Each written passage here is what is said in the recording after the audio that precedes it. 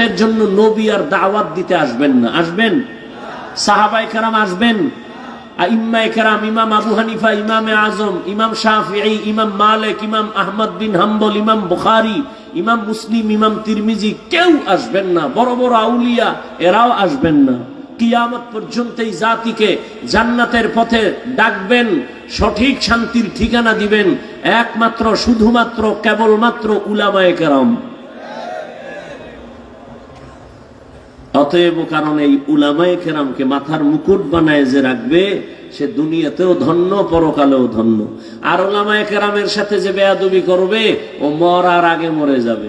তার মানে রুহু থাকবে, দেহ থাকবে না, বিছানায় পঙ্গু হয়ে পড়ে যাবে। এই বাংলাদেশে যত ঝামেলা দেখো, একমাত্র আলেমদের সাথে বেয়াদবির ফলাফল। একটু আগে বলে আসছি আর এক জায়গায় মাগরিবের পরে, যে আওয়ামী লীগ গেছি গিয়া লাফাইস না, শিক্ষানে জুলুমের ফলাফল এমনই হতে পারে। লাফাইও না, শিক্ষা না। তুমি জুলুম করলেও কিন্তু খবর আছে। মুসলমানের আন্দোলন একদিন নয়, মুসলমানের জীবন দেওয়া একবার নয়, মুসলমানের আন্দোলন আজীবন। জীবন দিবে বারবার জালেমের বিরুদ্ধে, ইসলামের পক্ষে। আর তুমি নাকে তেল লাগায় ঘুমাও, দেশ স্বাধীন। আর ঢাকার শহরে মা বোনেরা স্লোগান দিচ্ছে সাংবাদিকের সামনে, আমগো দেহ ব্যবসার অধিকার আবার ফেরত চাই। তুমি নাকে তেল লাগায় ঘুমাও। মুসলমানের সন্তান আরামে সেদিন ঘুমাবে নিশ্চিন্তে, যেদিন এদেশের ময়দানে মাঠে ঘাটে উলামায়ে কেরাম কলিজা খুলে কোরআনের বয়ান করবেন, কোন সুদখোর আর বেনামাজির অনুমতি নিতে হবে না। মুসলমান নাকে তেল লাগায় আরামে ঘুমাবে সেদিন এদেশের প্রত্যেকটা মাদ্রাসা মসজিদের কমিটির মধ্যে বেনামাজি সুদখোর থাকবে না। যেদিন শিয়ালের হাতে মুরগি দিছে 3 দিনের আমানত, কার কাছে? শিয়াল পণ্ডিতকে দোয়া চাই, মাফ চাই, জিন্দা কেন মরাও ভাইতে না। শিয়ালের হাতে মুরগি দিলে যা হয়, ধর্মের চাবি সুদখোর আর বেনামাজির হাতে দিলে তাই হয়। দিছে কে? এইবার আর আওয়াজ নেই। কে দিছে? ইসলাম চাই। ভোটের আগের রাত্রে টাকা খাইয়া কেবলা ঘুরাইয়া দিছে, ঠিক নেই? হুজুর গুদিয়া লাভ নাই। হুজুরেরা কি করবে? হুজুরেরাই সব করে, সব করতেছে। হুজুরেরা যা এ জাতিকে দিয়েছে, আল্লাহর কসম পৃথিবীর কেউ এগুলি এই জাতিকে দিতে পারে নাই। যদি বলো হান দিছে, আমার জবাব 5 টাকা দিছে, 5000 টাকার হয়রানি করেছে। উলামায়ে কেরাম নিঃস্বার্থভাবে দিয়েছে। সারা জীবন উলামায়ে কেরাম সরকারি চাকরি করে, বেসরকারি চাকরি করে। ডিউটি কত ভাই? কয় ঘন্টা বলেন না কেন? আর একজন ইমাম মসজিদে খেদমত করে কত ঘন্টা? 24 ঘন্টা। রিমান্ডের শাস্তির মধ্যে থাকে। একক তো নামাজে দেরি হইলে রিক্সা ড্রাইভার কয় গেছিলেন কই? ইমাম সাহেব কয় কে তুমি? কয় রিক্সাওয়ালা। তোমার পাওয়ার 5 টাকা বেতন দেই মাসে।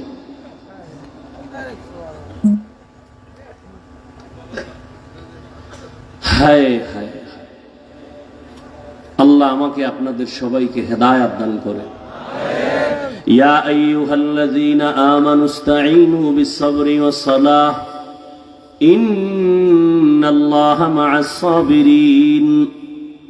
আল্লাহ বলেন, হে মুমিন, তোমরা সাহায্য প্রার্থনা করো সবর ও সালাতের মাধ্যমে। নিশ্চয়ই আল্লাহ পাক রব্বুল আলামিন সাবিরিনদের সাথেই থাকবেন। রহমতের নবী বলেন, মাইয়ুরিদিল্লাহু বিহি খাইরান ইউসিব মিন।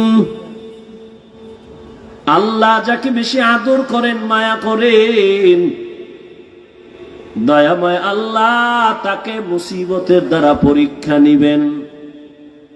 তাহলে মুসিবত আসা একটা নেয়ামত।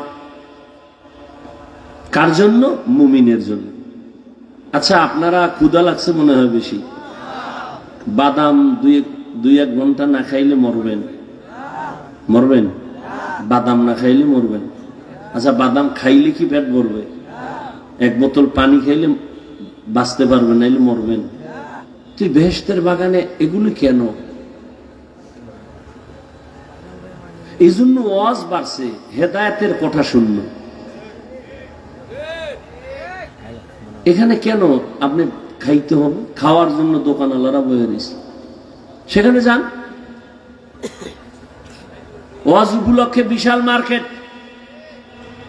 কিসের দোকান? কয় বেলুন। বিশাল এক বেলুন কিনছে, মোনাজাতের ঘর বাড়ি যেটার কান্দে লয়ে ঝুলাইয়া। বউ কয় কি নিয়ে আইছো? কয় যে মোনাজাতে বেলুন কবুল হয়ে গেছে। আপনারা হাসেন। কোরআনের মাহফিল, বেহেশতের বাগান, যেখানে বসলে গুনাহ মাফ হয়, সেই উপলক্ষে কেন মার্কেট? দুই একটা চায়ের দোকান, বিস্কিট রুটির দোকান হতে পারে, সেখানে এমন দোকান থাকবে কেন? খেলনার দোকান, বেলুনের দোকান। আবার এমন কোন দোকান থাকবে কেন যেই দোকানে বেপরদায় নারী ঢুকবে? এই কবিরা গুনার দায় ভাই কে নিবে? বলে গেলাম আপনাদেরকে না, সারা দেশ ঘুরে তো এগুলি দেখতেছি। হেদায়েত হয় না কেন? এর কারণ কি? ভাই বয়ান তো আপনারা জানেন, আমি তো শুরুতেই বলছি, আমি নতুন কিছু বলবো না। মিথ্যা বলা হারাম, গালি দেওয়া হারাম, গীবত করা হারাম, মরা ভাইয়ের গোশত খাওয়ার সমান, জিনার থেকেও বেশি মারাত্মক গীবত। এগুলি জানেন না? তো বয়ান তো এগুলি করুন, বাইরে তো কিছু না। নামাজ ৫ ওয়াক্ত পড়া ফরজ, মা বাবার খেদমত করা ফরজ, গান শোনা হারাম, নাচ দেখা হারাম, জুলুম করা হারাম, কারো হক নষ্ট করা হারাম, চুরি করা হারাম, ডাকাতি করা হারাম, কাউকে হত্যা করা হারাম। এই বয়ান তো আপনারা সব জানেন। শুধু কি তাই? আমরা এরা যারা বসছি সবাই মুসলমান। আপনার আল্লাহ আমার আল্লাহ এক না আলাদা? আপনাদের নবী আমার নবী, সত্য কথাটা মানেন আর না মানেন, অন্তত একটু স্বীকার করেন। আপনার নবী আমার নবী, আপনার আমার কোরআন, আপনার হাদিস আমার হাদিস। দুনিয়াতে আসছি সিস্টেম এক, আপনার ধর্ম আমার ধর্ম, কালেমা, কাবা সব এক। দুনিয়াতে আসছি সিস্টেম এক না? কুমিল্লাওয়ালারা লঙ্গি বইরে জন্ম নিছে, সব এক। বিদায় বেলা কাফনের সংখ্যা হবে ৩টা, মহিলাদের 5টা। বক্তা হিসাবে একটা কাফন সম্মানে কেউ বাড়াবে না, গরিব হিসাবে কেউ একটা কাফন কমাবে না। কালার হবে আলাদা না? কালারও এক। কাফনের উপরে লেখা থাকবে বড় হুজুরের লাশ, লেখা থাকবে এটা কোটিপতির লাশ। এত ভাব কেন? আজকে আমি বক্তা বক্তা ভাব, তুমি ক্ষমতা টাকার ভাব। এই ভাবে কি হবে? সাদা কাফনে ঢুকলে সব বাহাদুরি শেষ। কবরের সাইজও হবে এক, কবরে প্রশ্ন হবে 3টা, তাও এক। রবের পরিচয় দাও, ধর্মের পরিচয় দাও, রাহমাতুল লিল আলামিনের পরিচয় দাও। রহমতের নবী বলেন, এই 3টা প্রশ্নের জবাব যারা দিয়া দিবেন তাদের কবর হবে রওজাতুম মির রিয়াজিল জান্নাহ। আর এই 3 প্রশ্নের জবাব যারা দিতে পারবে না তাদের কবর হবে হুফরাতুম মিন হুফারিন নার। কারা পারবে এই প্রশ্নের জবাব? হুজুরেরা। কোনো গ্যারান্টি নাই হুজুর জবাব দিতে পারবে। যদি গ্যারান্টি থাকতো তাহলে 10 জন সাহাবা জান্নাতের টিকিট হাতে নিয়ে সারা জীবন আবার কান্না করে কাটাইতেন না। রহমতের নবী বলেন, আমি আয়েশার হুজরায় শান নামাজের পর ঘুমাই। আমি ঘুমাইলে আমার চোখ বন্ধ থাকে কিন্তু আমার অন্তর ঘুমায় না। রাতের গভীরে হঠাৎ আমার কান সজাগ হয়ে গেছে, কে যেন আমার মাথার পার্শ্বের মসজিদে নববীতে কান্না করে। এই আর একটা কথা বলি নাই, এই জন্য উঠতেছে মনে হয়। বয়ান বক্তার এলেমের আমলের বাহাদুরিতে বয়ান হয় না, সম্পূর্ণ বয়ান নির্ভর করে শ্রোতাদের অন্তরের মোহাব্বত আর আকর্ষণের উপর। জানি না এখানে আপনাদের অন্তরের কি অবস্থা। আমি আল্লাহকে ভরসা কইরা বসছি, কারণ নিজেরে ছোট মনে কইরা বসলে বরকত হয়। আর আল্লাহ আমার মনে হয় এই জন্য ছোট বানায় রাখছে। একদিন এক বড় আলেম জিজ্ঞাসিলাম, হুজুর কেন? আমার মনে চায় আমি আরো অনেক উপরে উঠি, লেখাপড়া করি, বিদেশ যাই। কয় না, যদ্দূর আছেন এই সম্মান কয়জনে পায়? আর এই যে আল্লাহ অনেক উপরে উঠায় নাই, বড় মুফতি হন নাই, এটা হইলে হতে পারে আপনি অহংকারে লাইন ছাড়া হয়ে যাইতেন। আর এখন দুর্বলতা আছে, কাঁদতেছেন। আল্লাহ তো চোখের পানি চায়, বিনয়ী চায়, অহংকার চায় না। জানি না আপনাদের অন্তরের কি হালাত, ওই অনুযায়ী বয়ান হবে। বক্তব্য সব শেষ, বাকি শুধু হাত দুইটা উঠাবো আর আলহামদুলিল্লাহ কয়ে মোনাজাতটা দিব।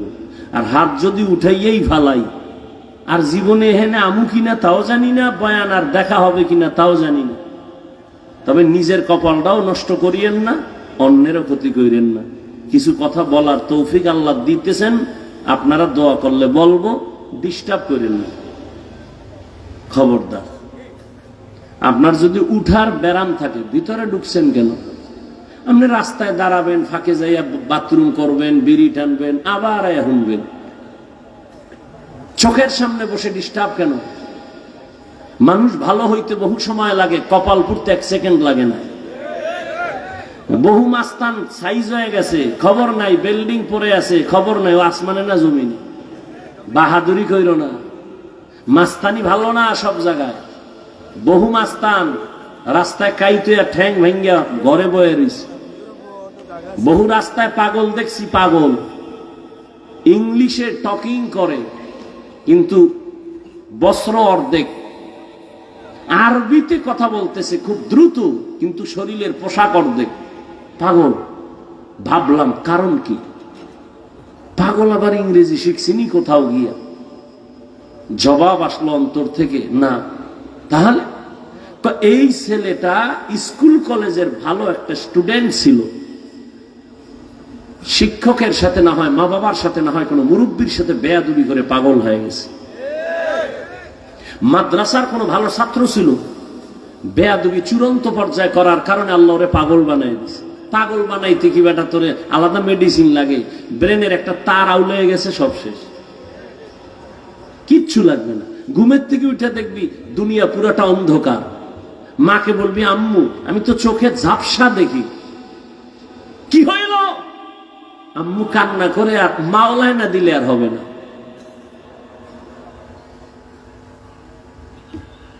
রহমতের নবী বলেন, আমার কানে আওয়াজ, গভীর রাতে কে যেন আমার মসজিদের মধ্যে কান্না করে নামাজে। আমার ঘুম ভেঙ্গে গেল, আমি উঠলাম, উঠি আমি বাহিরে গেলাম, নজর করে তাকায় দেখি জান্নাতের 1 নাম্বার সাহাবী আবু বকর নামাজের গভীরে দাঁড়ায় দাঁড়ায় কান্না করতেছি। নামাজ শেষে আমি জিজ্ঞাসা করলাম, হে আবু বকর, নামাজে দাঁড়াইয়া গভীর রাতে কেন কান্নার আওয়াজ? আবু বকর কান্না করে বলেন, ইয়া রাসূলুল্লাহ, আল্লাহর আদালতে দাঁড়াইয়া কেমনে আমি হিসাব দিব সেই ভয়ে নামাজে কান্না করেছে। নবী বলেন, আপনার নামে জান্নাতের টিকিট রেডি, 10 জন, আর আপনি শ্রেষ্ঠ, এরপরও কেন এত টেনশন? আবু বকর বলেন, হে নবী, আপনিই তো বয়ান করেছেন কিয়ামতের ময়দান হবে অনেক কঠিন ভয়ঙ্কর, মানুষ সব উলঙ্গ দাঁড়াবে, নারীরা উলঙ্গ দাঁড়াবে, পুরুষেরা উলঙ্গ দাঁড়াবে, নবীরা পর্যন্ত কান্না করবে, সূর্যের গরম সইতে পারবে না। ওই সময় আমার আল্লাহ আমার উপরে কোনো কারণে যদি বেজার হয়ে বলে টিকিট ক্যান্সেল করে দিলাম, কি উপায় হবে আমার সেদিন? ও এলাকার যুবক, ও বৃদ্ধ বাবাজি, পর্দার আড়ালের মা বোনেরা, দুনিয়ার রং তামাশায় তো কম সময় কাটাও নাই রে যুবক। আজান কানে শুনছো, ইচ্ছা করে পারলে মসজিদে যাইলে পারতা, যাও নাই, গাদ্দারি করে মনে চায় না যাও নাই। জীবনটা হেলায় খেলায় কাটায় দিছো, একবারও কি চিন্তা করছো তুমি মইরা গেলে মানুষ তোমারে দোয়া করবে না, বড় দোয়া করবে? এমন কিছু করছো নিজে মইরা গেলে মানুষ দোয়া করবে? না করো নাই, বরং তুমি এমন চরিত্র ধ্বংস করেছো, মাও খুশি হবে, বাবাও খুশি হবে, হুজুরেরাও কইবে ছেলেটার ব্যবহার ভালো না, মইরা গেছে ভালো। জীবনে কি অর্জন করেছো একবারও কি চিন্তা করছো রে বাবা? অথচ তোমার মতোই তো বহু যুবক দেখো ওই কুমিল্লা কলেজে লেখাপড়া করে, ঢাকা কলেজের ছাত্র, এক ওয়াক্ত নামাজও ছাড়ে না, দাড়িও কাটে না। সত্য কথার একটু সাক্ষী দাও, আছে না নাই?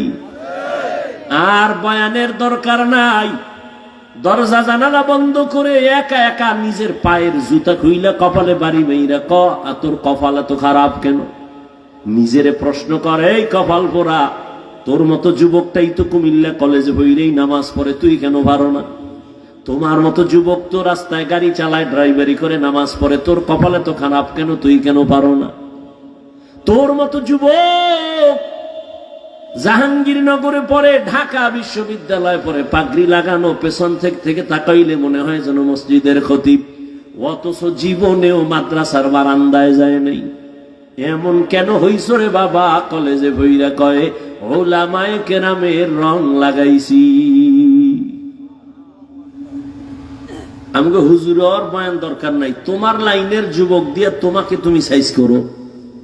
আর যদি কেউ না হাফিজ ভাই যা বয়ান টয়ান করেন এগুলো তো যা বুঝি, এটি হাসা মিশা সব আউলানো, তাহলে কোরআন শরীফ থেকে খালি একটা ভুল বাড়ি করে দাও, এখন দাড়িটা কেটে ফেলবো, প্যান্ট শার্ট টাই লাগায় এখন না রাস্তায় নাচ গানে নেমে যাবো। কারণ আমাদের সবকিছুর মূল কোরআন। আল্লাহ আছে এক, দলিল কোরআন। কিয়ামত হবে দলিল কোরআন। জান্নাত আছে দলিল কোরআন। জাহান্নাম আছে দলিল কোরআন। সবকিছুর মূলে কোরআন। কোরআনে ভুল হলে সব ভুল, একটা ভুল বের করে দাও আর আল্লাহর পথে ডাকবো না। কিন্তু তুমি কেন ১৫০০ বছর পর্যন্ত বড় বড় পণ্ডিতেরা অপচেষ্টা কম করে নাই কোরআনের ভুল বের করার জন্য। ভুল বের করতে গিয়া নিজের জীবনের ভুল ধরা পড়েছে, মাথা নত করে কালেমা ওয়ালা মুসলমান হয়ে গেছে। তোমার ধর্মের কিতাব কোরআন দেখে বিধর্মী মুসলমান হয়, কিন্তু কি হলো রে যুবক, তুমি কেন নামাজ পড়ো না? কি তোমার সমস্যা বলো? কেন তুমি নামাজ পড়ো না? তোমার পেছনে দেখছো নি কতগুলো টুপিওয়ালা মেহনত করে? তাবলিগওয়ালাদের মেহনত, পীর মাশায়েখের মেহনত, জুমার দিন খতিবের মেহনত, আমগো বক্তাদের মেহনত। সারাটা বছর সারা দেশে দৌড়াই, কুত্তার মতো দৌড়াই।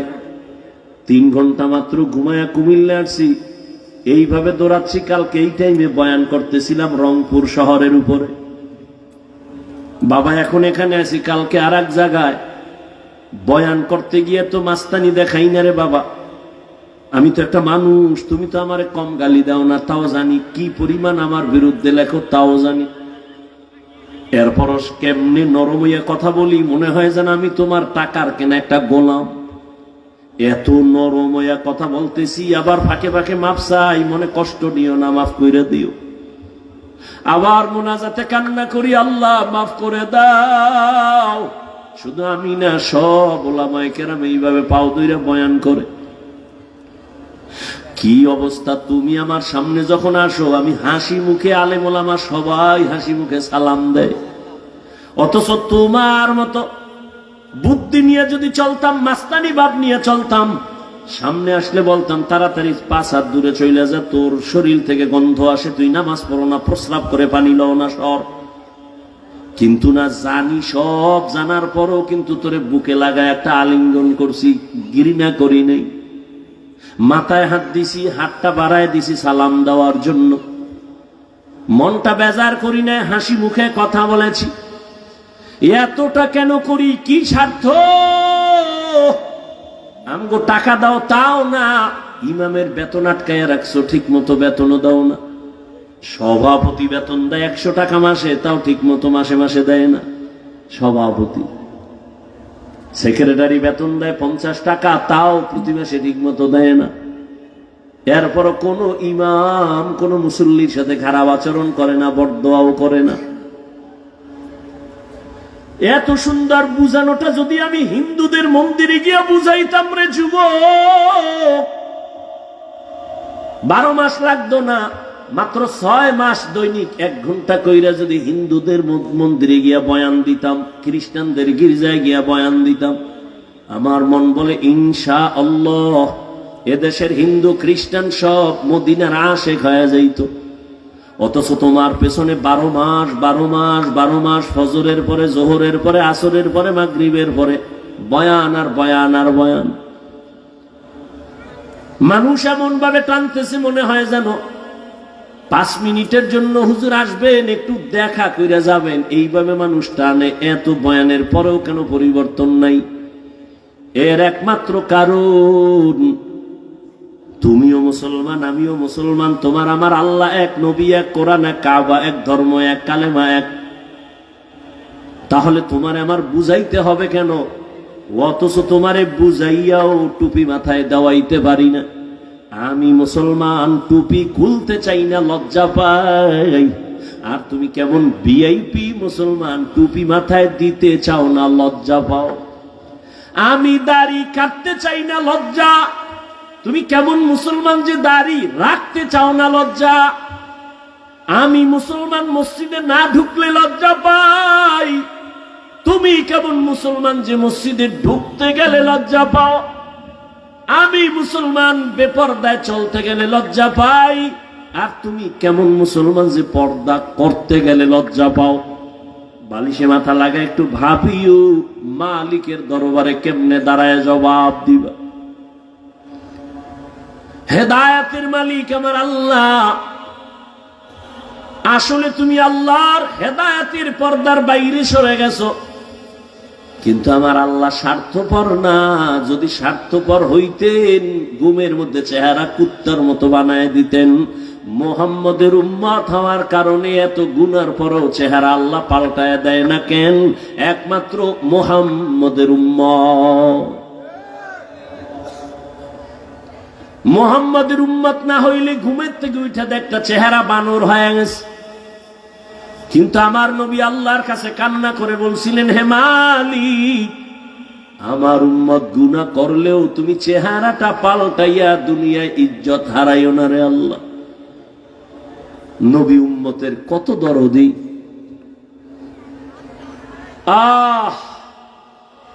জীবনে সব পাইছো, আল্লাহরে পাও নাই তো কিছুই পাও নাই। একদল কান্দে সব হারাইছি, আর একদল কান্দতেছে পাইয়াও পাইতেছি না, উপায় কি? কিন্তু যাদের কাছে কোরআন আছে, নবীর আদর্শ আছে, এদের মাথায় কোনো টেনশন নাই। আগেও যেমন, এখনো তেমন, ভবিষ্যতেও তেমন। চেয়ারম্যানের চেয়ারের মেয়াদ শেষ, আর নবীর আদর্শওয়ালা টুপিওয়ালা আলেমদের চেয়ারের কোনো মেয়াদই নাই। আবার শেষ কিসের? কারণ টাকা দিয়া সম্মান কিনলে ফুলের মালার পরে আবার জুতার মালাও আছে। আর আমার আল্লাহর দেওয়া সম্মান যদি পায়, দুনিয়ায়ও বাদশাহ, পরকালেও বাদশাহ। আল্লাহ পাক বলেন, ও মুমিন, সাহায্য চাও সবর ও সালাতের মাধ্যমে। আমি আল্লাহ সাবিরিনদের সাথেই আছি, কোনো ভয় নাই। নবী বলেন, আল্লাহ যারে বেশি মায়া করেন তাকে পরীক্ষা করবে মুসিবতের দ্বারা। স্বামী আর স্ত্রী ঘরের মধ্যে বৈশা মহব্বতের আলাপ করে, হঠাৎ করে স্ত্রী, একটা ভালো বাবার মেয়ে, স্বামীরে পরীক্ষা করার জন্য ডাক দিয়ে কয়, ও স্বামী আমার, তুমি আমারে কেমন মহব্বত করো, ভালোবাসো বলো। স্বামী বলে, তুমি আমার জান, তোমারে নিয়ে আমার জীবন আর মরণ। তুমি আমারে যা বলবা আমি রেডি, যা চাও তাই দিব, আমার চাইতে দেরি পাইতে আমার থেকে দেরি হবে না। স্ত্রী পরীক্ষামূলক কয়, সত্যি? কয় সত্যি। যা চামু দিবি? কয় দিব। তালাক দে। স্বামী বলে, কি বলেছ রে বিবি, এটা কেমন করে সম্ভব? ওয়াদা করেছো চাইলেই দিবা, দাও, তালাক দাও। বলে, মরে যাব তারপরও তোমারে তালাক দিব না। দুইজনার ভেতর একটু মৃদু ঝগড়া শুরু হয়ে গেছে। সমাধানের জন্য নবীর দরবারে রওনা। রাস্তার মাঝে যাইয়া হঠাৎ করে স্বামী বেচারা রাস্তার পাশে পইরা গিয়ে পা ভেঙ্গে গেছে। নুজহাতুল মাজালিসে ঘটনা আছে। স্বামী বেচারা একটা চিৎকার দিয়ে কয়, আমারে ধর, আমি মইরা গেলাম, সহ্য করতে পারি না, পা ভাঙ্গা ব্যথা। স্ত্রী হাতটা ধইরা কয়, চল, নবীর দরবারে যাওয়ার দরকার নাই, বাড়ি চলো। বাড়ি যাইয়া স্বামীর হাত ধরে কয়, স্বামী আমারে মাফ করে দাও, আমি যে তালাক চাইছিলাম কথাটা ফিরায় নিলাম, উড্ড করে নিলাম। স্বামী ডাক দিয়া কয়, বিবি তালাক কেন চাইছো? আবার চাওয়ার পরে কেন আবার উড্ড করে নিতেছো, কারণ কি? স্ত্রী বলে, তুমি কি নবীর হাদিস শুনো নাই? কি? নবী বলছেন, আল্লাহ যারে বেশি ভালোবাসবেন মুসিবত দিয়া তার একটু পরীক্ষা নিবেন, চোখের পানি নিবেন। আমি তোমার ঘরে আসছি আব্বা আম্মার মায়া সারিয়া, তোমার ঘরে এত বছর ছিলাম, কোনো মুসিবত দেখি নাই, কান্নাও নাই। যেখানে মুসিবত নাই ওখানে খোদার রহমত নাই, যেখানে আল্লাহর রহমত নাই সেখানে আমিও থাকতে চাই না। কিন্তু রাস্তার মাঝে যাইয়া যখন তুমি পা ভেঙ্গে চোখের পানি ছেড়ে কাঁদছো, আমার মালিকের রহমত তোমার উপরে চলে আসছে, তোমার আল্লাহর পরীক্ষা শুরু হয়ে গেছে, রহমত নেমে আসছে। আমি নিয়ত করেছি যেখানে মুসিবত আছে ওখানে রহমত আছে, আর যেখানে আল্লাহর রহমত আছে সেখানে আমিও আছি। জিন্দেগি মে বন্দগি তু কর নহি, जिंदगी में बंदगी तू कर नहीं, जिंदगी बे बंदगी शर्मिंदा है, जिंदगी बे बंदगी शर्मिंदा है। খারাপ লাগে? এই যুবক ঘুমাও, এটার লাগে একটু এক তারা হইলে মজা লাগতো না? গানের তার কানে লাগাইয়া ঘুমাইতেছ রে যুবক, 5টা সেকেন্ড যদি ভাবতি যে ঘুমের মধ্যেও তো আজরাইল আসে, আমার রুমের মধ্যে যদি আজরাইল অন্ধকারে আইসা দেখে আমার কানের মধ্যে গানের তার লাগানো, হেডফোন লাগানো, আমি মুসলমান, আমি মালিকের দরবারে কেমনে জবাব দিব? রহমতের নবী বলেন, ঢোল বাদ্যের আওয়াজ যদি পাও কানে আঙ্গুল দিও, এটা শয়তানের আওয়াজ। আর এমন কোন গান নাই যে গানের আওয়াজে মানুষের গুনার দিকে আকর্ষণ বাড়ে না। কিন্তু বাবা আজকে একটা দাবি কইরা যাই, পারলে মানিও। আবদার, অর্ডার নয়, আবদার। কলিজা দিয়ে একটা আবদার করি রে যুবক, আমার বয়ানে তো মোবাইল বন্ধ করবি না। মক্কার ইমামাইয়াও যদি তোরে 1 লাখ টাকা দিয়াও কসম করায় কোরআন মাথায় নিয়ে, তারপরেও মোবাইল ছাড়বি না। মা ছাড়তে রাজি, বাপ ছাড়তে রাজি, মোবাইল ছাড়তে রাজি না। যেহেতু চালাবি, এই মোবাইল নিয়ে মরবি, ওয়াদা করছো, তাহলে আর কেমনে ফিরামু? তবে একটা আবদার করি, সারা রাত্র তো মোবাইলের ডিউটি নিয়েই থাকো, যখন ডিউটি শেষ হয়ে যাবে নিয়ত করে ফেলাইছে এখন ঘুমাবো, মোবাইল অফ, ঠিক ওই সময় আমার আবদারটা পারলে একটু রক্ষা করিও। মাঝে মাঝে যখন তুমি ঘুমায় যাবা, তোমার এখন ডিউটি শেষ, ওয়াদা ছিল কথা বলবা, তাও শেষ, এখন দুজনে রেস্টে যাইবা। রেস্টে যাওয়ার আগে মোবাইলের মধ্যে একটু সার্চ দিও, ইউটিউবে গিয়ে লিখবা কোরআনের তেলাওয়াত, দেখবা মক্কা মদিনার ইমামদের তেলাওয়াত চলে আসবে। তুমি একটা তেলাওয়াতের মধ্যে টাচ কইরা, চালু কইরা বালিশের পাশে মোবাইলটা ফালায় দিও। এবার তুমি তোমার ইচ্ছা মতো ঘুমায় যাও, কোরআনের তেলাওয়াত চলতে থাকবে, তুমি শুনতে শুনতে ঘুমায় যাও। একদিন তুমি নিজে কানে ধরে ওয়াদা করবা, জীবনে আর গান শুনবো না, তেলাওয়াতে কলিজা এমন ভাবে টানবে চোখের পানিগুলো পড়তে থাকবে। মাঝে মাঝে অনুরোধ করি একটু দেখিও, কই মোবাইল তো আমিও চালাই, তোমার থেকে দামিটাই চালাই। কিন্তু না, আলহামদুলিল্লাহ, বুঝাবার জন্য বলি, অহংকার না রে বাবা। গোয়েন্দা বিভাগের লোকেরাও যদি মোবাইলটা নিয়ে চেকিং করে, কোনোদিন আমার মোবাইল একটা ফেসবুক পাবে না, আইডি পাবে না। গত ঈদে বাড়িতে গেছিলাম, রমাজানে দেশে কুয়াকাটা, আইসা ইউটিউব মাঝে মাঝে দুই একটা ওয়াজ শুনতে গিয়া দেখি মেয়েদের অ্যাড আসে, ইউটিউব ডিলেট করে ফেলাইছে।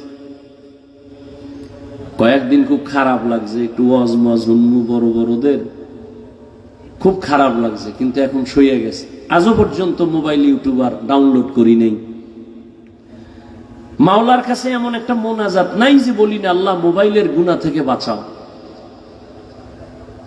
বড় কঠিন এক পরীক্ষা মুমিনের জন্য এই মোবাইলের গুনাহ থেকে বাঁচা, বড় কঠিন এক পরীক্ষা। তুমি একটা ওয়াজ দেখবা, সেখানে মেয়েদের অ্যাড চলে আসে। অর্থাৎ গোটা দুনিয়ার আন্তর্জাতিক চক্রান্ত মুসলমানকে টার্গেট করে আছে। হুজুর ইমামতি করবা, কিন্তু ভেতরের নামাজ পড়বা ঠিক, কিন্তু ভেতরের রুহু থাকবে না। রুহু ছাড়া দেহের যেমন দাম নাই, ঠিক নামাজের রুকু আছে, সিজদা আছে, তাসবিহ আছে, কিন্তু নামাজের একটা রুহু আছে। ওই দিকে আবার কখন বয়ান করবো যে নামাজের আবার রুহু কি। ওলামায়ে কেরামরা হাদিসটার ইবারত পড়ি, এতটুকু বুঝবেন। নবী বলেন, আন তা'বুদাল্লাহা কাআন্নাকা তারাহ ফাইন লাম তাকুন তারাহ ফাইন্নাহু ইয়ারাক। রহমতের নবী বলেন, তুমি এমন ভাবে নামাজে বা ইবাদত করো যেন তুমি নিজে আল্লাহকে দেখো। যদি তুমি আল্লাহরে দেখতে না পাও, এতটুকু নিয়ত করিও যে আল্লাহ আমাকে দেখতেছেন। এর নাম নামাজের রূহ। একে ভিন্ন ভাষায় বলে খুশু আর খুজু। আল্লাহর ভয় নিয়ে নামাজে দাঁড়ানো। নামাজই পড়ে না, এ আবার রুহু পাইবে কই? নামাজ পড়ে না তো পড়েই না, উল্টা আমগো আবার ধাক্কা দেয়, হুজুর নামাজ না পড়লে আলহামদুলিল্লাহ, আমগো দিল পরিষ্কার। আর নবী কি কয়, দুনিয়াতে যারা নামাজ পড়ে না ওরা পৃথিবীর শ্রেষ্ঠ নিকৃষ্ট চোর। নবী বলেন, মুমিন আর বেঈমানের মধ্যে ব্যবধান নামাজ, বাইনাল আবদি ও বাইনাল কুফরি তরকুস সালাহ। বেঈমান কাফেরেরা নামাজ পড়ে না, মুমিনেরা নামাজ ছাড়ে না। ইহা হাম সব মুসাফির দিল না লাগা,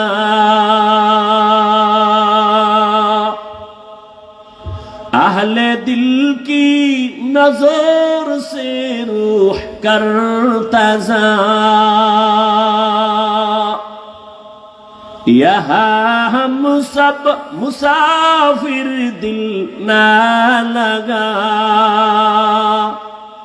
अहले दिल की नजर से रूह करता जा।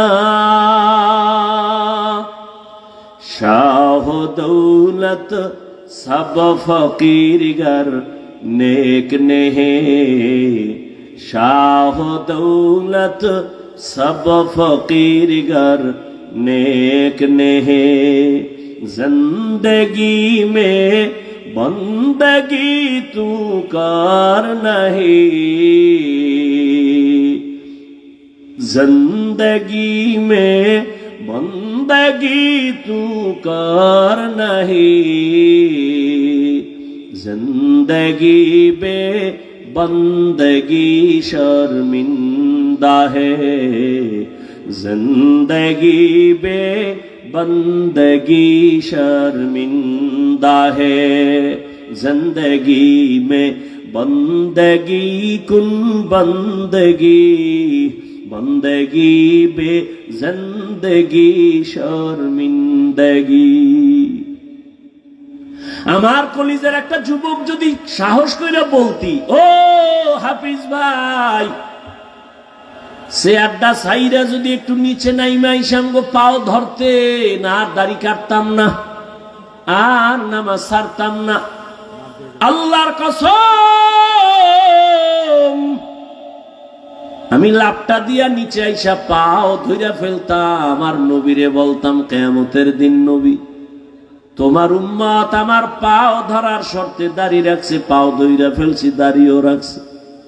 আমার নবী ফালাইয়া যাইতেন না, আমার নবী বলতেন যা উম্মত জান্নাতের দরজায় যা, আমি তোরে ছাড়া জান্নাতে যাব না।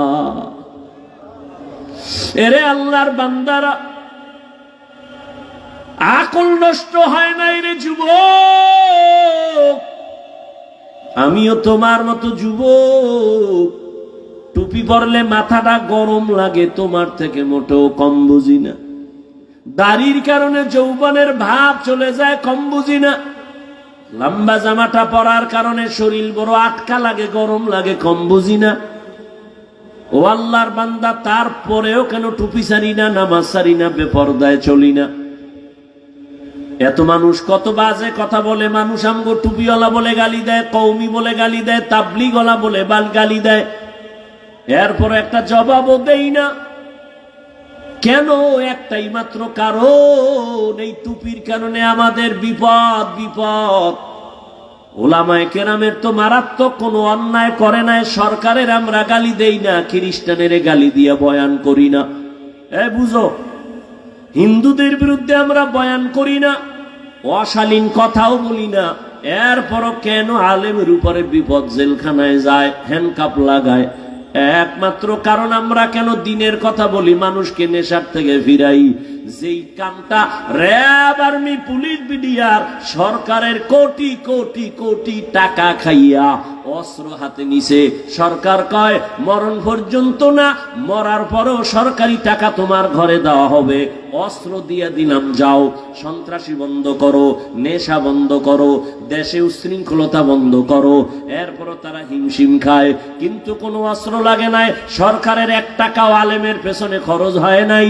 এই উলামায়ে কেরামরা হাতে পায়ে ধইরা ধইরা এদেশের মানুষগুলো মদ পান করত, বয়ান শুইনা মদ ছাইরা দিছে, বেনামাজি এখন নামাজ পড়ে। ও আল্লাহর গোলাম, আল্লাহর মোহাব্বত নিয়ে চলতেছি, এর একমাত্র উলামায়ে কেরামের অবদান। এই জন্যই বলেছি উলামায়ে কেরাম তোমার জীবনের আপন বন্ধু, আর কেউ তোমার আপন বন্ধু নাই, সব স্বার্থপর।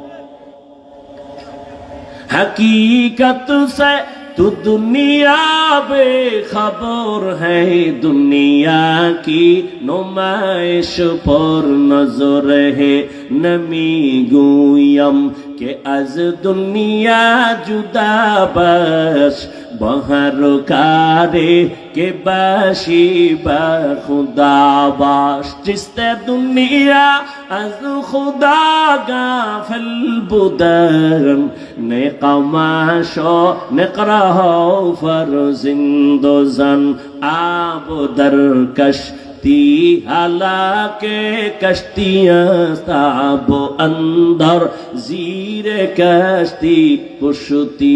একজনে কয় হাফিজ ভাই এডি বুঝি না, এডি কি কোন, এডি না কইলে ওয়াজ চলে না। এরকম বহু চালাক আছে না, কথা কোন। বড় জ্ঞানী না হইলে হুজুরকে ভুল ধরে কেমনে? এগুলি বললে কি লাভ? এগুলি বন্ধ করেন। তোমার যুক্তি যদি আমি মাইনা বয়ান শুরু করি, তাহলে প্রশ্ন তো আমারও আছে, আমিও তো তোমার থেকে কম চালাক না। যদি আমার এলেম নাই, কিন্তু তোমার মতো চালাকের সাইজ করার মতো বুদ্ধি আছে, আলহামদুলিল্লাহ। তবে বেয়াদবি জীবনে করি নাই, করব না। আমার জীবনের পুঁজি হলো বেয়াদবি না করা। আমার আব্বা আম্মার দোয়া, আমার ওস্তাদের দোয়া, উলামায়ে কেরামের দোয়া, আল্লাহর রসুলের স্পষ্ট সহিহ হাদিস, যে আদব রক্ষা করে জীবন চালাবে, আল্লাহ তার মর্যাদা সবার উপরে উঠাবেন। বিনয়ী জিন্দেগি বড় দামি এক জিন্দেগি। ও যুবক, তুমি যে আমাকে প্রশ্ন করছো ফার্সি এই কবিতাগুলো না বললে কি বয়ান চলে না? কেউ তো বুঝেই না। আমি যদি তোমাকে প্রশ্ন করি, আমি যে হাদিসের ইবারাত পড়ি, কোরআনের আয়াত পড়ি, একজনেও তো আয়াত পড়তেই পারে না, তো আয়াত বাদ দিয়ে দেই, হাদিস বাদ দিয়ে দেই। যুক্তির নাম ইসলাম না। এত বড় এলেমওয়ালা ইবলিস আল্লাহর সামনে যুক্তি দিতে গিয়া জীবনটা সব শেষ করলো। অথচ ইবলিস ছিল আল্লাহর কাছে বড় প্রিয় ব্যক্তি। জমিনে এমন কোন ইঞ্চি জায়গা নাই যেখানে ইবলিসের সেজদা পড়ে নাই। ফেরেশতাদের উস্তাদ সেই ইবলিসের আল্লাহ তার ইবাদতে খুশি হইয়া উপাধি দিছে ইবলিস মুত্তাকি, ইবলিস ওলি, ইবলিস আরেফ, ইবলিস বুজুর্গ। কিন্তু আল্লাহর সামনে এলেমের হেডম দেখাইতে গিয়া এক যুক্তিতে ইবলিস জীবনের তরে ধ্বংস হয়ে গেল। এই জন্য যুক্তি দিতে দিতে দিতে দিতে অনেক মানুষ জাহান্নামের দিকে চলে যায়। আর যারা নিজেরে ছোট মনে কইরা চলে, আল্লাহ আমার এলেম নাই, কিছুই নাই, মাওলা আমি তোমার দরবারের একটা কুত্তার থেকেও খারাপ। কারণ একটা কুত্তা মালিকের লাত্তি খাইয়াও মালিকের গোলামি করে। আর আল্লাহ তোমার দেওয়া পানি, তোমার দেওয়া সূর্যের আলো, চাঁদের আলো সব আমি ভোগ কইরাও আমি তোমার হুকুম মানি না। আমার মতো খারাপ কেউ নাই, মনে হয় যেন একটা কুকুরের থেকেও আমি বড় খারাপ।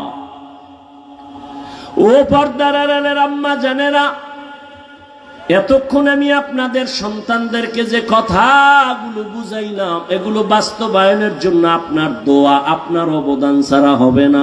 কারণ এই জমিনে আপনারা হলেন গাছ, আর আপনাদের ফসল হলো সন্তান। ভালো ফল হলে তো ভালো গাছ দরকার। আম্মা জান, আপনার আদর্শের কারণেই তো সন্তান আদর্শবান হবে। গাছ ভালো হলেই তো ফল ভালো হবে। এই জমিনের মধ্যে সময় দিলে একটা কিস্সা শোনাবো, শুনবেন?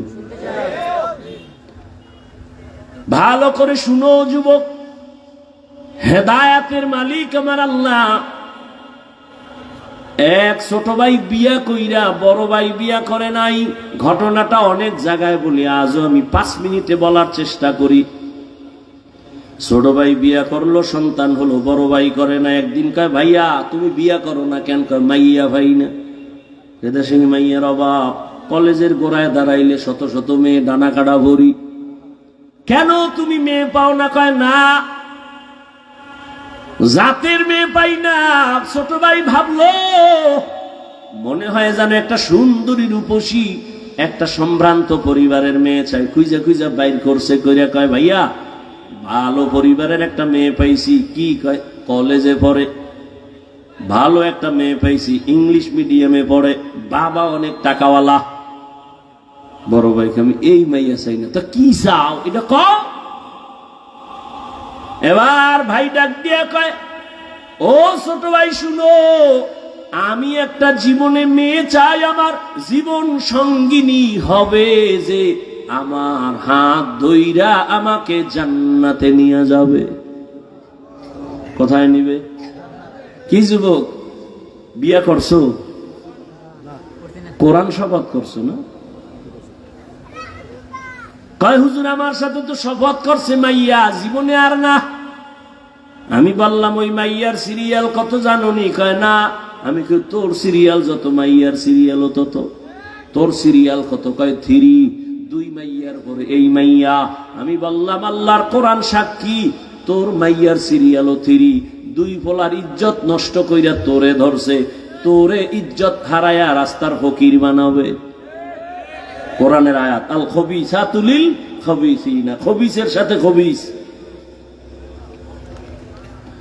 ও যুবক, জীবনে লেখাপড়া করে ডাক্তার হইও, দোয়া করে যাই, আমার দোয়া কবুল হবে না, হবে না, হবে না। তবে এই মাঠে বহু আল্লাহর বান্দা আছে যাদের দোয়া কবুল হবে বলে অন্তর সাক্ষী দেয়।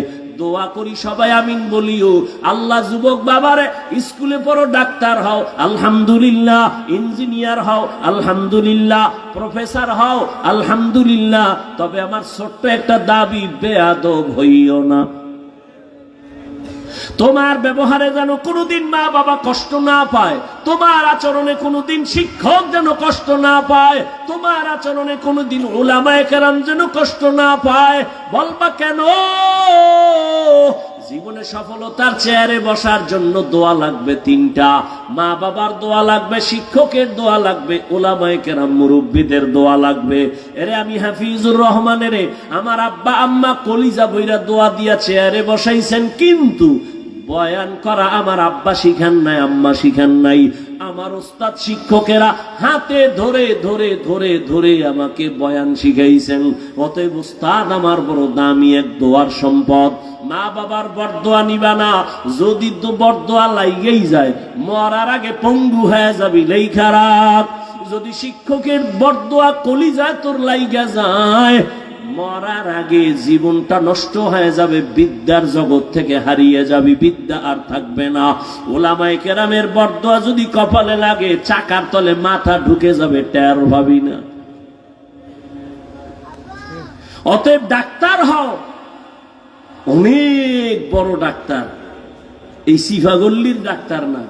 চরিত্র ঠিক রাখো, দেখবা শুধু বাংলাদেশ না বিশ্বে তোমাকে ডেকে ডেকে নিয়ে যাবে, হায়ার করে নিবে ডাক্তার, ঢাকার ডাক্তার, বাংলাদেশের ডাক্তার। আল্লাহ সম্মান দিতে কয় সেকেন্ড লাগে, কিন্তু তোমার পুঁজি লাগবে দুইটা সম্মানের ডাক্তার হতে হলে। প্রথম পুঁজি সুস্থতা, দ্বিতীয় পুঁজি সুন্দর চরিত্র। আর এই সুস্থতা আর চরিত্র দোনোটাকে জবাই করার একমাত্র হাতিয়ারের নাম মোবাইল। সুস্থ কিন্তু চরিত্র খারাপ, জুতার বাড়ি কোন জায়গায়। ডাক্তার হইল তাসলিমার মতো জুতা খায় পালাবে, ওই ডাক্তার হয়ে লাভ কি? তাসলিমা সুস্থ, এরপরে জুতা খাইছে কেন? এমবিবিএস ডাক্তার, এরপরে জুতা কেন? চরিত্র খারাপ। আর তোমার চরিত্র ভালো কিন্তু অসুস্থ, ডিউটি একদিন করে 2 দিন নাই করে, বাদ দে। তাহলে সুস্থতাও লাগবে 100, চরিত্রও লাগবে 100, আর দোনোটা জবাই করে মোবাইল। আমি কি বানায় বলতেছি? সবার হাতে মোবাইল আছে। এখন বাসায় যাইয়া গুগলে সার্চ দিবি, টাচ মোবাইল দেখলে শরীরের অঙ্গের কি কি ক্ষতি হয়, চিকিৎসা বিজ্ঞানীরা কি থিওরি দিছে সব গুগলে আছে। আজকে গিয়া দেখিস। আমি হুজুর গুডিতে শুনবি না, কপাল ফোরা। হুজুর গুফরে বিশ্বাস কম, জীবন বড় ওয়াজ করছি নবীর সুন্নতের, হাত ধুইয়া খানা খা, ধোয় না। মাওলায় করোনা ধরাইয়া কানে ধরাইয়া হাত ধোয়, পকেটের মধ্যে মেডিসিন, ফাঁকে ফাঁকে বাইর করে হাত ধোয়, বাইর করে হাত ধোয়। আমার একা ধুইবেন নি? তুমি কিয়ামত পর্যন্ত ধুইলে একটা নেক পাবা না, সুন্নত হিসেবে ধুইলে সওয়াব পাইতা। এখন ঠেকায় পড়ছো, মাইনকে সিফা আটকায় গেছো, এখন আর হাত ধুইলে লাভ কি? রসুলের সুন্নত হিসেবে তো আর হাত ধো না। আল্লাহ হেদায়াত দান করুন। বাবা, এই জন্য বলছি ডাক্তার হও, ইঞ্জিনিয়ার হও, প্রফেসর হও, বেয়াদব হও না। সুন্দর চরিত্র আর সুস্থতার জন্য নিজেও চেষ্টা করো, আর সফলতার জন্য 3 জায়গার দোয়া, মা বাবার, শিক্ষকের, উলামায়ে কেরাম মুরব্বিদের। এছাড়া কোনো বাহাদুরি চলবে না, দুনিয়া চলবেই না। বড় ভাই কইছে আমি বিয়ে করুম, তবে এমন একটা মেয়ে চাই যে মেয়ে আমার হাত ধরে কই নিবে। ছোট ভাইকে তোর কপালে বিয়ে নাই, যা। বড় ভাইকে তো একটা কথা শোন, আল্লাহ যদি কবুল করে সময় লাগবে না। ইয়াকিন কার উপর? হ্যাঁ, আল্লাহর উপর। মুনাজাত ধরে কান্না করে, হে আল্লাহ তুমি ওয়াদা করেছো সাহায্যের জন্য, আমি সাহায্য চাইতেছি রে আল্লাহ। এমন একটা বিবি আমার জন্য মেয়ে মিলায় দাও, আমি টাকা চাই না, বাড়ি চাই না, তবে এমন একটা আদর্শবান চরিত্রবান মেয়ে চাই যে আমাকে হাতে ধরে জান্নাতের পথে আগায় নিবে। দোয়া চলতেছে, খবর পাইছে পাশের এলাকায় একজন বুজুর্গ আল্লাহওয়ালা আছে, মসজিদে মানুষ দোয়ার জন্য যায়, ও গেছে ফজরের নামাজ গিয়ে আদায় করেছে। মোনাজাত দিয়ে দিব? আরে ভাই মোনাজাত তো দিব, তো একটু ধৈর্য ধরো না। আগে আগে বাসায় যাবা, খোদায় না নিলে কেমনে যাবা? একজনে আগে রওনা হয়েছে বাসায় যাবে, আর একজনে বইয়া মোনাজাত দিয়ে পরে আস্তে আস্তে রওনা হয়েছে। হে যাই দেহে, হে আগের 1 ঘন্টা আগের বেড়া রাস্তায় খাড়ায় রয়েছে, কিও চাক্কা সাইরোটা শেষ, হসপিটালও নাই রাইতে কইব। এখানে 1.5 ঘন্টা বইয়া শেষ পর্যন্ত হাঁটতে হাঁটতে হাঁটতে হাঁটতে বাসায় গেছে ফজরের সময়। আর এই যে আগে শেষে মোনাজাত দিয়ে গেছে, হে গাড়ি নিয়ে খুব দ্রুত বাসায় গেছে। মাওলায় না নিলে কেমনে যাবা? জীবনে তো কম ঘুমাও নাই, জীবনে তো রাত্র সজাগ থাকছো গুনাহ কইরা, একটা রাত্র কি নেক কইরা থাকছো? আল্লাহ জিগাইলে বলবা হ্যাঁ থাকছি, তোমার জন্যই এই সময় দিছি, নাইলে এখানে কেউ জোর কইরা ঢুকায় নাই। আল্লাহ তোমার মোহাব্বত এখানে ঢুকছি এবং মোনাজাত দিয়ে গেছি, একটু চোখের পানিও ছাড়ছি। ও আল্লাহ, তুমি এই উসিলায় কি মাফ করবা না? আমি তো মাফ করার জন্য বাহানাই তালাশ করি, একটা সুযোগ খুঁজতেছি, একটা লাইন খুঁজতেছি, লাইন আছে কিনা দেখি। লাইন যখন পাইয়েই গেছি, কোনো লাইন নাই। নাম কি? নাম হইলো আব্দুর রহমান। এটাও একটা লাইন, সহিহ হাদিস। আল্লাহ কয় যা তোর এই নামের উসিলায় জান্নাত দিয়ে দিলাম। তো তোমার নামও তো লাইন মতো নাই। নাম রাখছে হাসি, খুশি, নদী, বৃষ্টি, সবুজ গম্বুজ, নাম। সারা দুনিয়ার বেঈমানের বাড়ি একজন আব্দুর রহমান আছে, রহিমা নামের কোন মেয়ে আছে? তোমার আমার কপালে তো খারাপ কেন যে ইসলামে নামের অভাব, বেঈমানের নামগুলো মুসলমানের ঘরে কেন?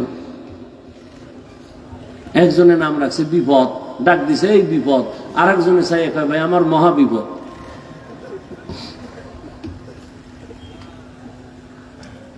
আগে সন্তান হইলে দৌড়ে যাইতো বড় হুজুরের দ্বারে, হুজুর একটু খেজুর মুখে নিয়ে দেন আর একটা নাম রাখে দেন, সুন্দর একটা নাম। এখন লাগে না, ওই যে গজব মোবাইল খুঁজে টুজে পাইছে একটা নাম, দুনিয়ার আকাম সাকামের নাম এটা একটা দিয়ে দিছে। আর নাম যখন রাখছে, এটার একটা নামের অ্যাকশন একটা আছে। নাম আবু বকর, খুব নরম। নাম ওমর, খুব গরম। নামের একটা বরকত আছে।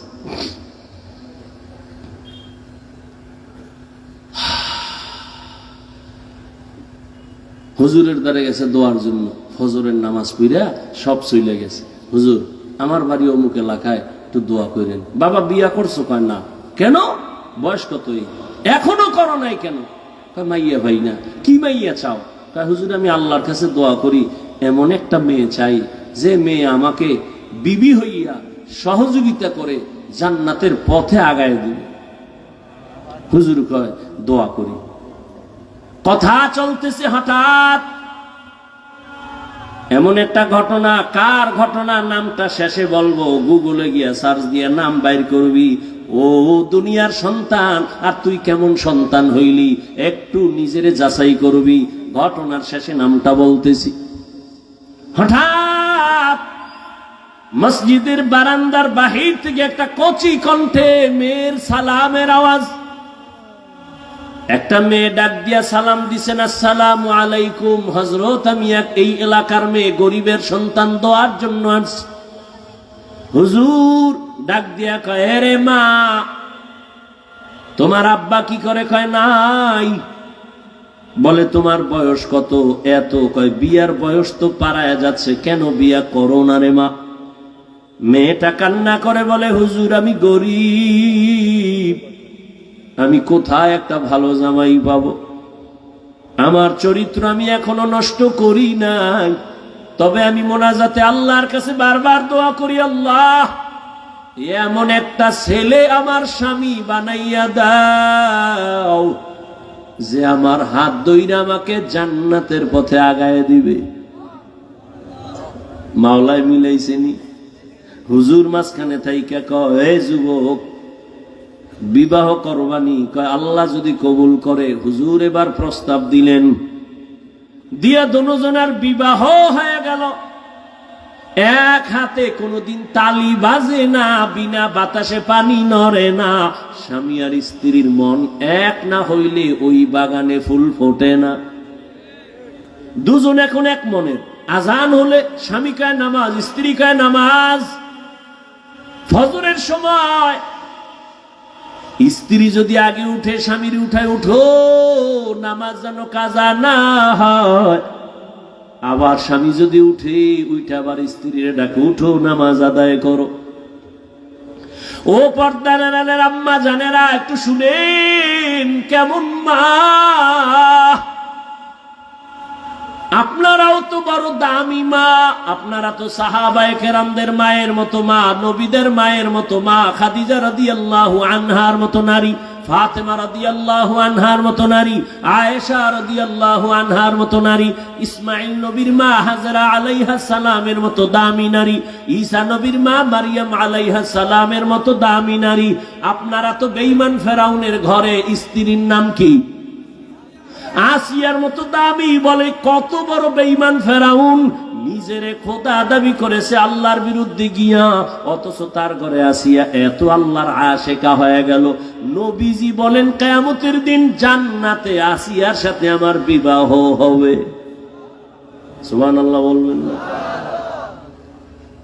এখন একটা প্রশ্ন আসতে পারে, ফেরাউনের বউ এর লাগে রসুলের বিয়ে হইব? ইমান আছে ঠিক আছে, কিন্তু এত বড় বেঈমানের বউ? না, বিয়ে হইছে ঠিক ফেরাউনের, কিন্তু এক সেকেন্ডের জন্য আসিয়ার সাথে ফেরাউনের এক সেকেন্ডের জন্য এক বিছানায় শরীরের সাথে টাচ হয় নাই। কেন? আল্লাহ রাব্বুল আলামিন আসিয়ার ইমানের বরকতে ওই ফেরাউনকে যৌবন থেকে চিরদিনের জন্য একেবারে মুক্ত করে দিছে। ওর জীবনে এক সেকেন্ডের জন্য যৌবন ছিল না ফেরাউনের, একটা সন্তানও নাই, আসিয়ার শরীরে টাচ জীবনে করে নাই। নবী বলেন আসিয়ার সাথে আমার জান্নাতে বিবাহ হবে। এরে আম্মা জান, আপনার স্বামী তো ফেরাউনের মতো খারাপ না। আম্মা, আপনি কি পারতেন না 5 ওয়াক্ত নামাজ পড়ে স্বামীর জন্য কলিজা দিয়া দোয়া করতেন? আল্লাহ, একটা স্বামী আমার দিন নাই রাত নাই বাইরে ঘুরে আর কষ্ট করে, নিজের জন্য কোনো স্বামী কষ্ট করে না। সন্তানের মুখে হাসি ফুটাবার জন্য গাধার মতো কষ্ট করে, স্ত্রীর মুখে হাসি ফুটাবার জন্য পুরুষ কষ্ট করে। ও আল্লাহ, আমার স্বামীর কামাইতে বরকত দাও, আমার স্বামীরে হেফাজত করো। আর ঘরে আসলে বুঝাইতেন স্বামী নামাজ পড়ো, হালাল ভাবে চলিও। মা বাবার মায়া ত্যাগ কইরা আসছি তোমার ঘরে, না খাইয়া থাকলেও আসি, খাইয়া থাকলেও আসি, তবে আমার জীবনের দাবি অবৈধ টাকা ঘরে আনবা না। হারাম টাকা খাইয়া নিজেদের রক্ত, সন্তানের রক্ত কখনো নাপাক করব না। আম্মাজান যদি স্বামীরে বুঝাইতেন, কোন স্বামী হারাম টাকা ঘরে নিত না। সন্তানের যদি বুঝাইতেন, বাবা আমি তোর মা, কোন দিন মরে যাব জানি না, তবে তোর কাছে আমার জীবনের দাবি কোনদিন মিথ্যা কথা বলবি না, কারো সাথে বেয়াদবি করবি না। সন্তান আস্তে আস্তে আপনার কথায় আদৌ বলা হয়ে যাইত। ডাক্তার হলেও সন্তান দোয়া করত কোরআন ভরিয়া, ইঞ্জিনিয়ার হলেও দোয়া করত।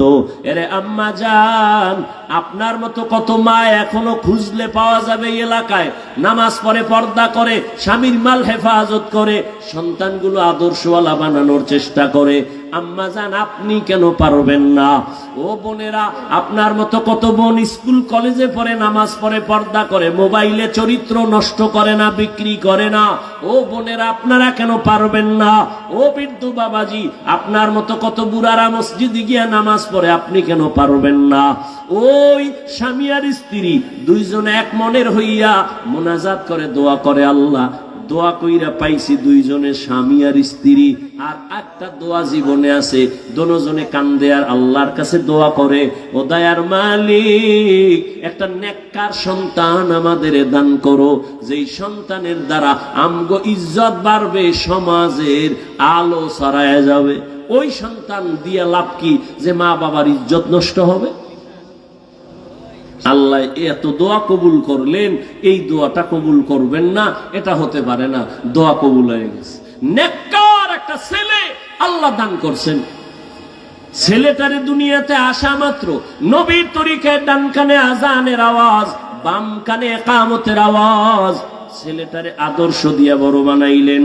অল্প বয়সে যৌবন যখন চলে আসলো, এই যুবক তো সেই যুবক, গোটা দুনিয়াটাকে আগুন লাগায় দিল।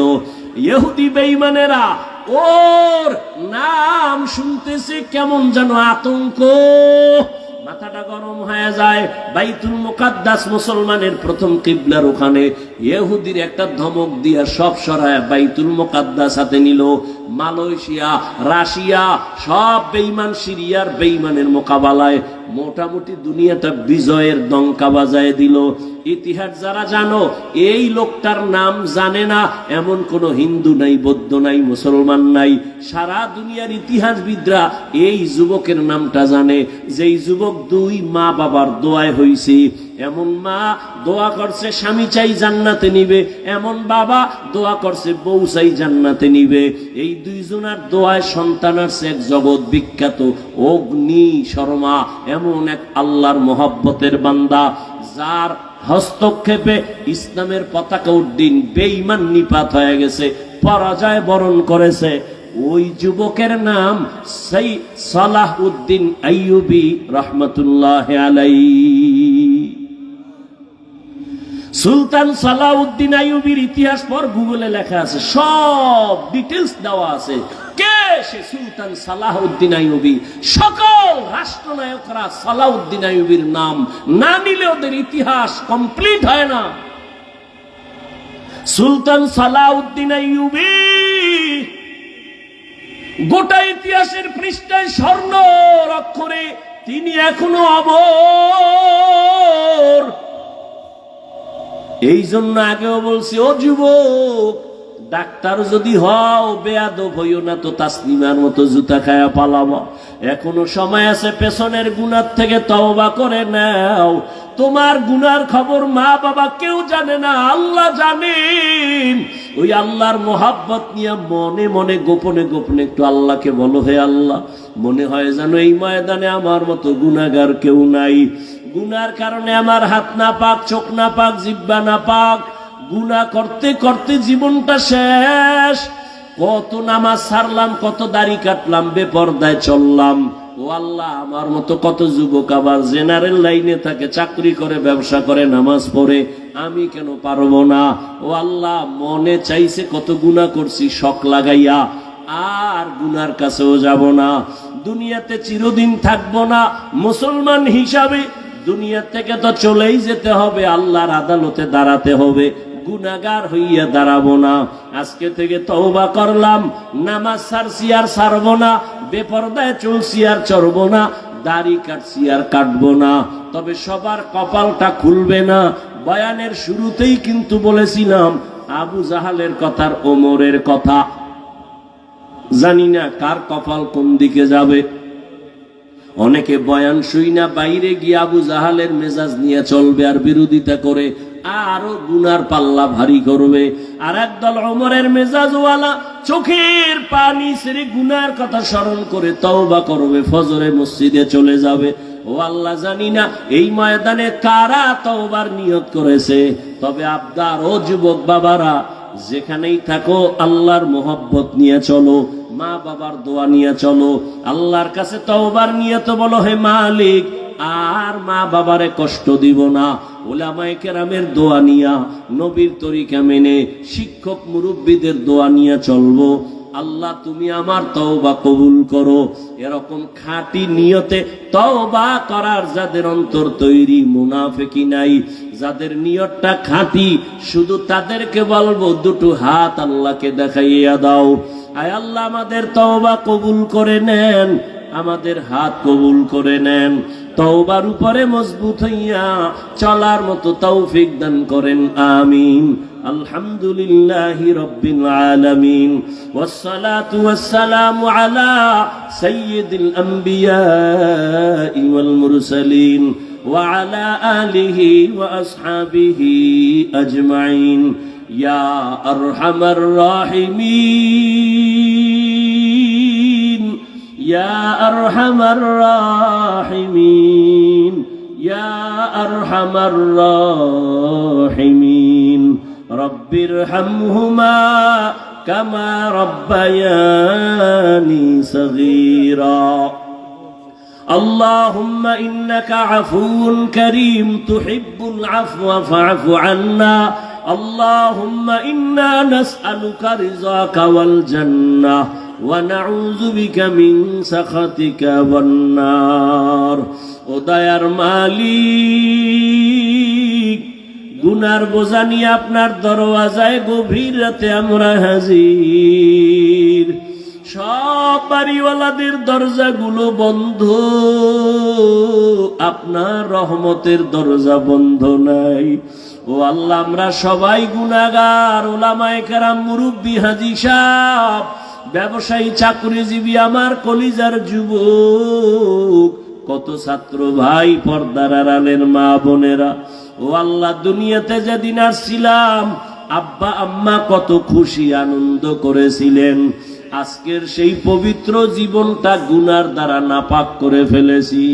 ও আল্লাহ, এই বেহেশতের বাগানে তওবা করতেছি, আর গুনাহ করব না রে আল্লাহ। আপনার দেওয়া পানি, আপনার দেওয়া সূর্যের আলো, চাঁদের আলো, জমিনের ফসল, গাছের ফল খাইলাম, কিন্তু আপনার শুকর আদায় করতে পারি নাই, নাফরমানি করে জীবন কাটাইছি। আজকে তওবা করছি, আর গুনাহ করব না, আর নামাজ ছাড়বো না, বেপরদায় চলবো না, দাড়ি কাটবো না, মা বাবার সাথে বেয়াদবি করব না। ওলামায়ে কেরামের দোয়া নিয়া, মুরব্বী, শিক্ষক, উস্তাদের দোয়া নিয়া চলবো, নবীর তরিকা মেনে চলবো। ও আল্লাহ, আমাদের তওবা কবুল করে নেন। আয় আল্লাহ, আমাদের গুনাহগুলো মাফ করে দেন। এ মাহফিল কবুল করে নেন। আয়োজনকারী, সহযোগিতাকারীদের কবুল করে নেন।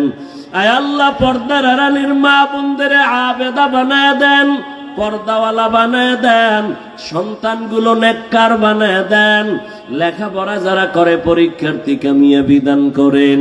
ও দয়ার মালিক, আমার